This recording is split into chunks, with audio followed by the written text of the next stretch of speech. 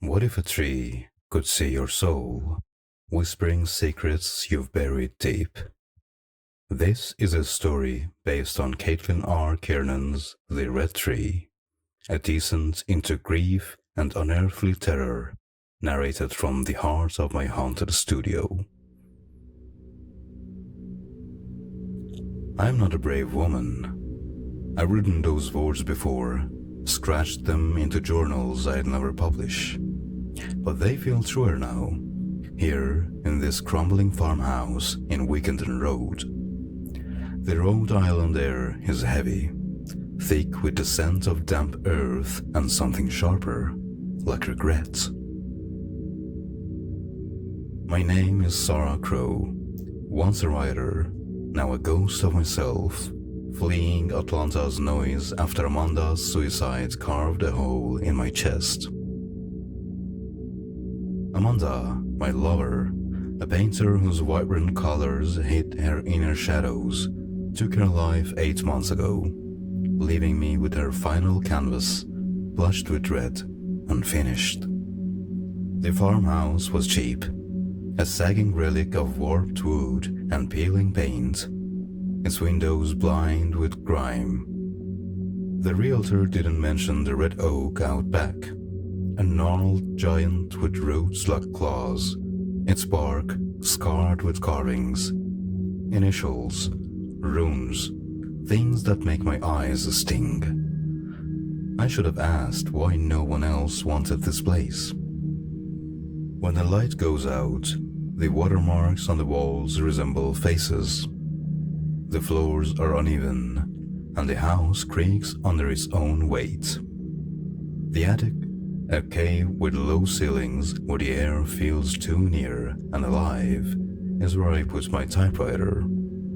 My plan was to write, to claw my way back to some kind of life, but the keys stay silent, my fingers frozen. On the third day, I found it. A cardboard box tucked behind a beam, its edges soft with rot. Inside was a manuscript, pages brittle and yellow, titled The Red Tree, A History of the Damned. The author, Dr. Charles L. Harvey, was a folklorist who lived here, hanged himself in the basement in 1994. His words were feverish, obsessive. The tree is a door, he wrote, and what lies beyond is not for men to know. He spoke of the oak as a living thing, a beacon of horrors older than the hills, tied to disappearances, madness, blood. That night, the house changed. I sat in the attic, Harvey's pages spread before me, the words blurring as my head ached. A sound came, soft, deliberate, like footsteps pacing the floor above. But I was in the attic. There was no above. I froze, my breath loud in the silence, the air growing thick with a sweet, slicky scent, sap or blood. The footsteps stopped, and something scratched, faint but insistent, inside the walls. I grabbed a flashlight, its beam trembling, and checked the ceiling. Nothing, just wood, cracked and grey. But when I turned back, my typewriter keys were slick, coated with a sticky amber resin that smelled of the oak. Dawn didn't bring relief. I walked to the tree, drawn despite the dread gnawing my stomach. It had a huge trunk with bark engraved with names, dates, and a spiral that made my head spin. These symbols appeared to change when I blinked. As though the soil itself would not get near the oak, the grass was dead and the ground below was bare.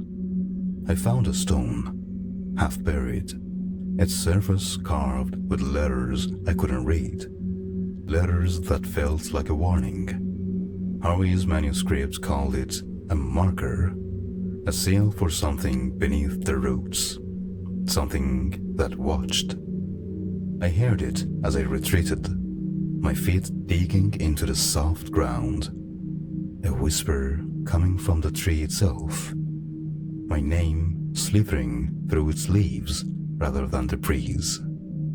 The house was no sanctuary. That evening, the lights flickered, casting shadows that moved when I didn't. I locked the attic door, but the scratching returned, louder, joined by a low hum like a heartbeat in the walls. I opened Harvey's manuscript again, my hands shaking. He wrote of a girl, Constance Hopkins, who vanished near the oak in 1785. Her shawl found tangled in its roots. A farmer, Ezekiel Pratt, hung himself from its branches in 1843, his body swaying for days before anyone dared cut him down. The tree sees you, Harvey scrawled. It knows your sins. I thought of Amanda, her paint-stained hands, her laughter now silenced, and felt the oak's gaze, heavy as a stone. Sleep was impossible. The hum grew, vibrating in my chest, and the attic door rattled, though no one was there. I stumbled downstairs, the air choking with that sap-sweet stench. In the kitchen, the floor was wet, a puddle of amber resin seeping from the walls, pooling round the photograph I'd brought, me and Amanda, her bright smile framed by dark curls, now smeared with sap like blood.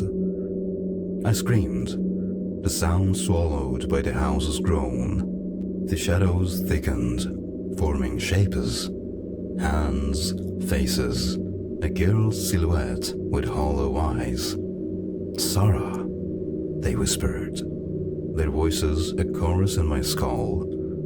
I ran to the front door, but it wouldn't budge, the lock cold as ice.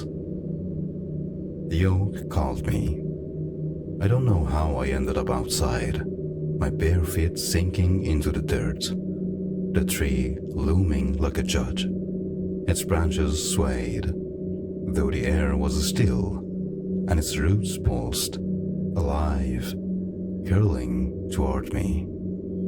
I saw Amanda in the bark, her face twisted, accusing, her paintbrush dripping red. I saw Harvey, his neck snapped, his eyes wide.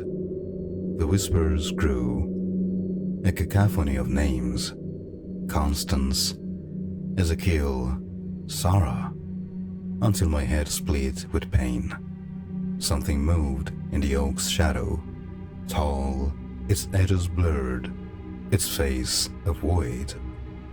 The tree is a door, it said, not with words, but with my own thoughts, sharp as knives.